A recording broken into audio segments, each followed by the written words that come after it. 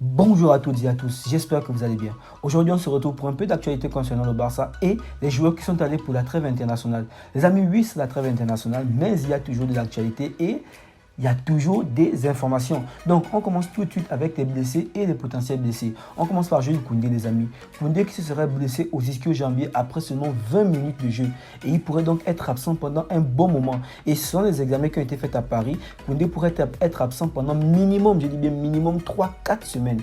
Mais les amis, toutefois, le joueur est descendu à Barcelone pour effectuer d'autres tests et confirmer ou pas cette longue indisponibilité. Il pourrait donc, les amis, manquer le Classico. Mais par contre, une chose qui est sûre, c'est que la trêve internationale est terminée pour Koundé. On poursuit avec Memphis Depay. Memphis Depay qui se serait aussi blessé hier aux ischio-jambiers et qui retourne donc aussi à Barcelone. Je ne dirais pas que c'est moins grave l'absence de Depay, car Depay est un joueur important du collectif. Oui, Depay peut être remplacé par Ansu Fati. Oui, Depay peut être remplacé facilement par Ferran Torres, mais néanmoins, il reste un joueur important du collectif.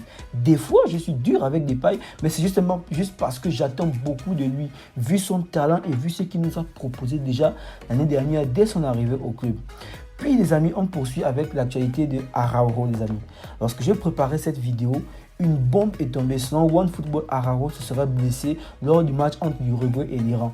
Après seulement quelques secondes de jeu, Araujo a dû céder sa place. Il s'agirait donc aussi d'une blessure musculaire, tout comme Koundé. Et donc Araujo aussi pourrait manquer le Classico. Les amis, vraiment cette trêve internationale, elle n'est pas pour nous.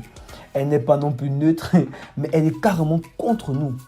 Vraiment, notre charnière centrale, elle est déjà partie. Elle est quasiment déjà partie. Koundé et Araujo, presque parti. On poursuit aussi dans le cas des blessés, des potentiels blessés, avec Dembélé et De Jong. Bon, de leur côté, on a juste eu une petite frayeur, mais c'est moins grave. Ça semble à l'écart. Les amis, on sait que Dembélé est un joueur fragile. Oui, ça semble aller ces dernières semaines, mais je dirais même ces derniers mois. Mais n'oublions pas que c'est un joueur très fragile. On verra bien ce que ça nous donnera pendant la suite de la compétition. Et en parlant de Dembélé, les amis, la dernière fois, j'avais évoqué le fait que Dembélé n'avait pas été au niveau lors de la seconde mi-temps. Puis en conférence, Xavi nous a dit que Dembélé il avait été très professionnel et avait tenu à jouer son match. Bien que Dembélé n'avait pas vraiment dormi de la nuit. Mais on ne savait pas vraiment pourquoi il n'avait pas vraiment dormi en fait. Là, on le sait maintenant. Avant-hier, lors de son interview avec RMC Sport, en passant une interview très professionnelle et très mature de Dembélé. Et je vous invite à aller le voir si bien sûr vous ne l'avez pas encore vu. Donc, lors de son interview, j'ai compris que cette nuit en question, cette nuit qui précédait le match, la femme de Dembélé avait accouché d'une fille. Et donc, Dembélé est déjà papa, les amis. Il est déjà papa. Du coup, c'est ce qui lui aurait empêché de dormir la nuit et donc qui a diminué ses performances en seconde mi-temps. En tout cas, bonne chance à lui dans son nouveau rôle de papa. Vraiment, les amis, trop de blessés cette trêve internationale. Et comme on le sait tous, les amis, le Barça a un calendrier très chargé durant le mois d'octobre. Le Barça jouera quasiment un match tous les 3 jours. Donc, les amis, ne pas perdre nos joueurs ultra importants comme Dembélé et De Jong serait mieux et souhaitable pour nous et pour la suite. Et avoir notre effectif au complet serait encore mieux. Mais une chose est sûre, les amis, une chose dont on est sûr et certain, c'est que la trêve, elle n'est pas finie. Donc, espérons qu'on aura plus de mauvaises nouvelles. Donc, ok, les amis, on poursuit avec la gestion des dossiers. On a fini avec le cas des blessés et des potentiels blessés. On poursuit donc avec la gestion des dossiers. On a Sergio Busquets qui a évidemment dit qu'il joue sa dernière saison avec Barcelone et qu'il ira en MLS pour la saison prochaine. Le Barça est donc déjà en train de préparer et chercher son remplaçant.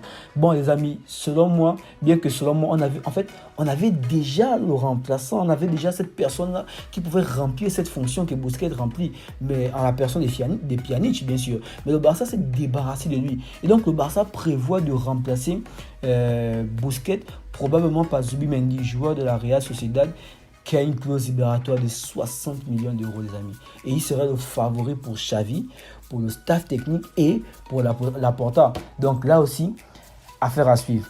Les amis, le cas Piqué. On a Piqué aussi qui pourrait faire ses valises en fin de saison et quitter le Barça. Car il y a une clause dans le contrat de Piqué qui stipule que si Piqué joue moins de 35% des matchs, son contrat prend fin cette saison. Et vu comment il est utilisé en ce moment par Xavi, je dirais qu'il est bien parti pour faire ses valises dès cet été en direction de la MLS. On poursuit avec le cas de Messi, les amis. On a Messi qui pourrait revenir à Barcelone la saison prochaine. Rien d'officiel, bien sûr. Mais le joueur a refusé la prolongation de contrat que Paris lui a proposé. Et on sait tous que Xavi et Laporta ne sont pas contre un retour de Messi, étant donné qu'il sera libre en fin de saison. Là encore, affaire à suivre. Et pour finir, les amis, on a toujours cette bataille entre Barça et l'Atlético de Madrid concernant le cas Griezmann. Selon les informations de Mundo Deportivo, ce matin, apparemment, Cholo Simeone veut garder le joueur.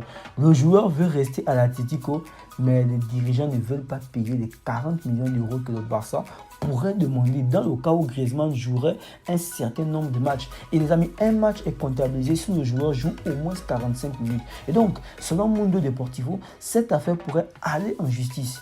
Bon, bien sûr, je pense que ça n'ira pas jusque là-bas. Un arrangement sera trouvé. Certainement un accord aux alentours de 25 millions d'euros. On entend beaucoup déjà ça. Mais un retour du joueur serait critique pour le Barça. Un retour de Griezmann à Barcelone serait critique pour le Barça en raison de son énorme salaire et du fait qu'il risque de ne pas rentrer dans les plans de Xavi. Ce qui ferait donc que le Barça pourrait payer un joueur, pourrait payer cher un joueur qui au final ne jouera pas beaucoup.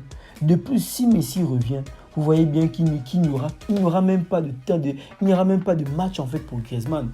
Bref, là encore, affaire à suivre. On verra ce que ça donnera dans les jours qui suivent.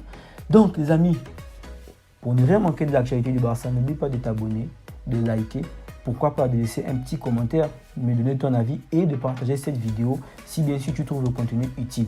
Donc, moi, je te dis à la prochaine. Prends soin de toi, prends soin de tes proches. Merci que vous